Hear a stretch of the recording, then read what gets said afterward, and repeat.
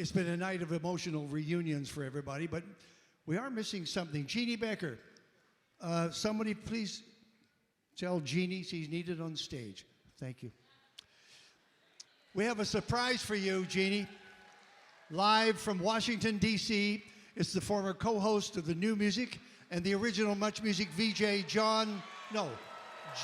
Roberts.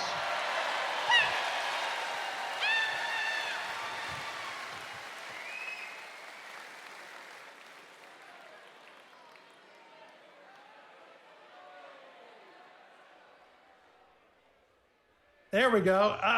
Technical problem here. Terry, Jeannie, it's so great to see you. I've been watching the program for the last hour and a half, and it's amazing. And I am so bummed that I could not be there tonight, but we had a little presidential debate last night, and that precluded me from coming up. But seeing all these bands and I know what Roger Ashby was talking about, Lighthouse, the original lineup, played at one of my high school dances. Like Roger, I played all of their hit songs when they first came out, not years later. We saw all these bands in concert, April Wine at the Forum at Ontario Place. We shot a Platinum Blonde video for Crying Over You on the sailboat that I kept down there. And Jeannie, I gotta say, you're looking absolutely terrific tonight.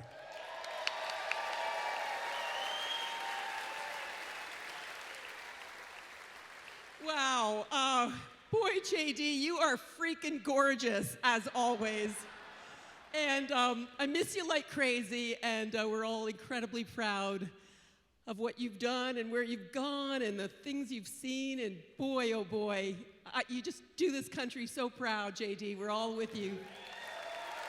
Well, Jeannie, I'll tell you, when we see the program tonight and how these fabulous Canadian bands, who I remember years ago, were getting relegated to kind of the off hours when I was a disc jockey at 1050 Chum there, along with Roger Ashby, making a real name for themselves around the world. And I know that our program, the New Music and then MuchMusic after that, really helped give a lot of these bands a boost.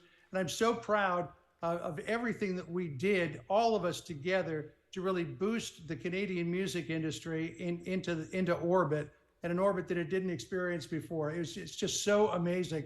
And so many acts that we see now here in the United States and around the world that are hailing from Canada. It's really just so heartwarming to think that way back when this nascent Canadian music industry was getting going, we played a small part in it. I saw the guys from Loverboy, Mike, Paul, and everybody in Atlanta a few years ago. Everybody's still going strong, and I know that we've lost so many great artists along the road, but to see everybody else out there and to listen to them play tonight really warms my heart and just makes me so happy that I called Canada home at one point, and that all of that was just right in our own backyard. Well, we were very, very blessed to have blazed those trails together under the stewardship of the late, great John Martin, who definitely should be remembered at this time. Boy, JD, we have lived some incredible times, and I'll never forget snuggling up with you in the back of that van on the way to Heat Wave. Was it that time, or was it coming back from the Who concert at the Buffalo Memorial Auditorium? There was that too. I can't remember. I've lost track. More than once. Anyway, fabulous seeing you. What a surprise. It's great to see you as well. Well, listen, we'd better get on with the show here. So when I was at MuchMusic, we had a little program that we called the Power Hour, which had plenty of leather, a few studs, some chains hanging from the ceiling. And one of the most requested acts that we had week in and week out was Canada's resident metal queen, Lee Aaron. And it's my privilege, my honor, to help introduce her into Canada's Walk of Fame. In fact, take a look at this old photograph here from back in the day. That is some hair, is it not?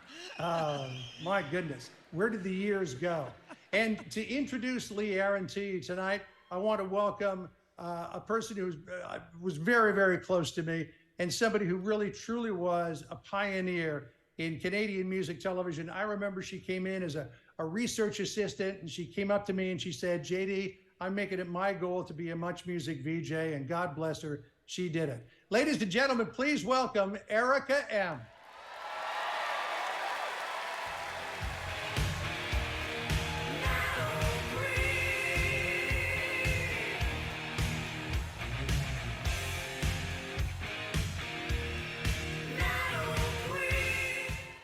Okay, who knew that JD was going to be introducing me? Come on.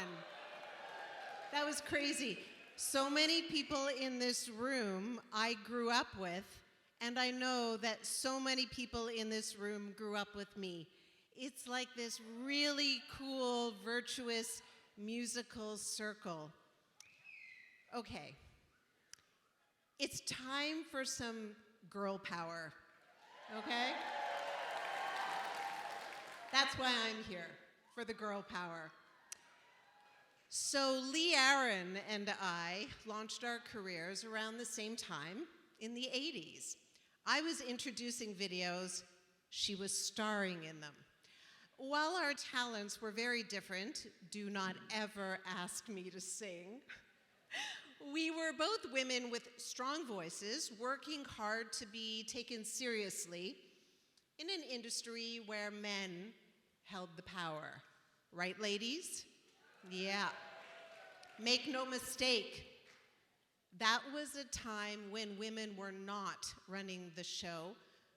We could, however, star in it if, of course, we wore the right revealing outfits.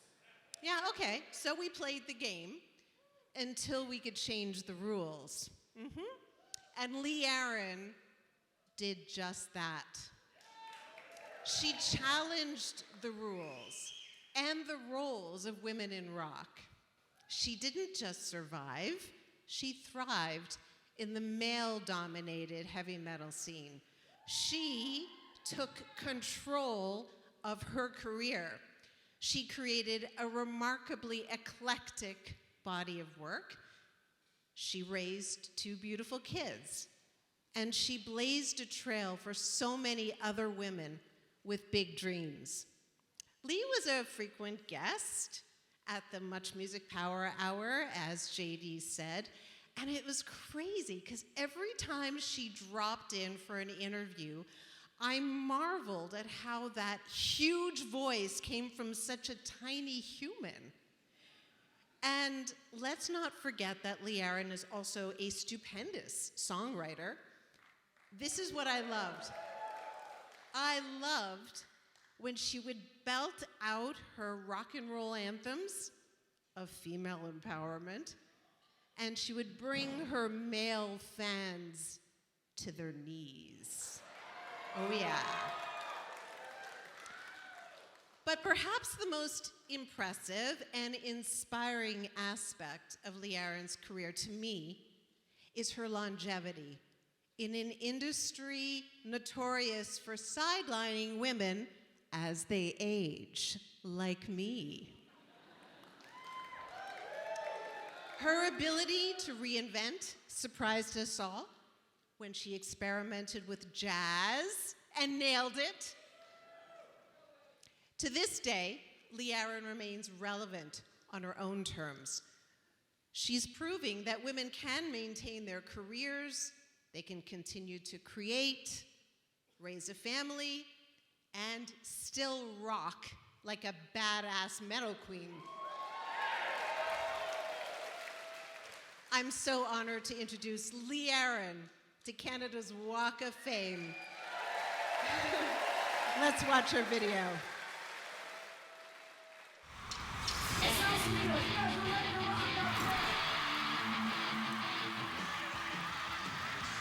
A pioneer of female-fronted rock in Canada, Lee Aaron released her debut album, The Lee Aaron Project, in 1982, at the age of 19. Her sophomore release, 1984's Metal Queen, established Aaron as a trailblazer for women in the genre, elevating her to idol status with legions of fans all over the world. The title track is an enduring anthem of empowerment for generations of rockers.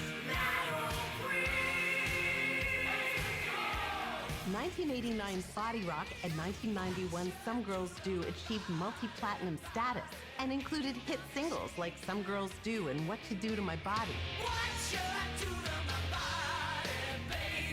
Her accolades include 10 Juno nominations, a CMPA Songwriters Award, MuchMusic Video Awards, Music Express Award, and 3 Toronto Music Awards. Lee Aaron remains one of Canada's most iconic rock vocalists and songwriters. True rock and roll royalty.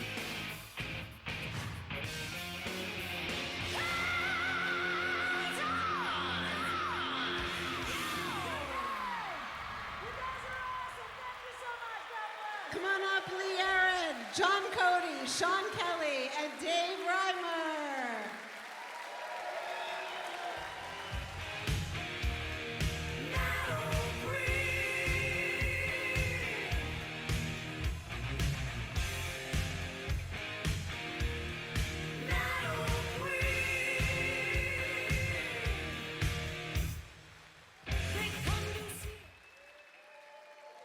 Wow, wow, wow. Did you ever break that glass ceiling at a time when men ruled the world? They certainly don't anymore.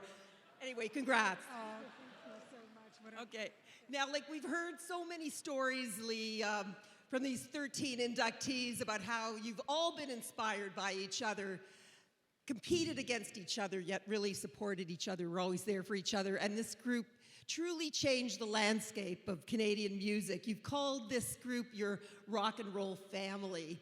So how does it feel to be here with everybody tonight getting this honor? Well, it's unbelievable. First, I want to introduce my immediate rock and roll family: Sean Kelly on guitar, Dave Reimer on bass, my husband, John Cody, father of our 2 children.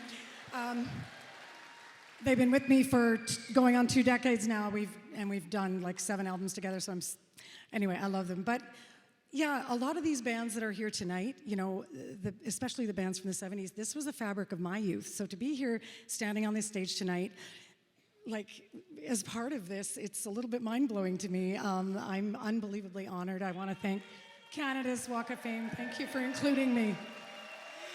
And I just have to ask you, because I mean, I was kind of, you know, in the trenches with you in those crazy trenches.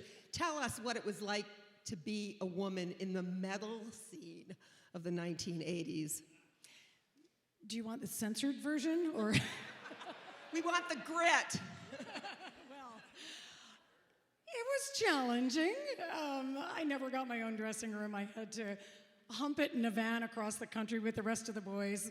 I saw a lot of men in their underwear, but let's put it that way. So it was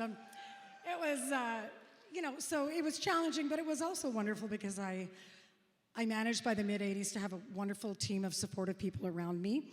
And one of those great supports, I just wanted the opportunity to say this tonight, was that I feel unbelievably lucky to have grown up in the 80s, or to have come of age musically in the 80s. With MTV and MuchMusic, this was the advent of the video age, of video television. It had the power to make rock stars, and I feel unbelievably privileged to have been part of that. So. Well, we were privileged to have you up there, and certainly be an incredible role model for so many people. And just finally, your incredible voice. I mean, really incomparable. What went into cultivating that? How hard was that for you to develop your style, develop your chops? Dad. I don't know. I guess I was just an angry young girl with a lot to say, and I just always had this spirit in me that, you know, that what if the boys can do it? Well, I can do it. I was always a tomboy, so. Absolutely fabulous. Well, Lee, you really paved the road, and generations of Canadian women here have followed you right down that road, and one of them is here tonight.